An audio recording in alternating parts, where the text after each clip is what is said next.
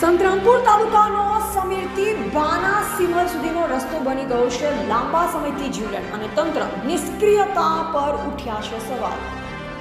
સૂત્રોદ્વારા મળતી માહિતી અનુસાર તેમાં સ્થાનિક રહેવાસી પર્વતભાઈ ડામોર જણાવી રહ્યા છે કે સંતરામપુર તાલુકાના સમીરથી બાનાસિમલ જતા રસ્તાની હાલત ખૂબ જ બિસ્માર બની છે। સ્થાનિક ગ્રામજનોએ માહિતી આપી છે કે અનેક વખત સંબંધિત અધિકારીઓને લેખિત તથા મૌખિક રજૂઆત કરવામાં આવી હોવા છતાં પણ હજુ સુધી કોઈ તંત્ર દ્વારા માર્ગ સુધારવા કે નવા બનાવવા માટે પગલાં લેવામાં આવ્યા નથી। સ્થાનિક આગેવાન પર્વતભાઈ ડામોરે જણાવ્યું, આ રસ્તાની હાલત એટલી ખરાબ બની છે કે કોઈ પણ સમયે મોટી દુર્ઘટના આવતા જતા વાહન ચાલકોની સર્જાય તેવી શક્યતા છે, છતાં તંત્રએ જાણે કોઈ જવાબદારી લીધેલ નથી।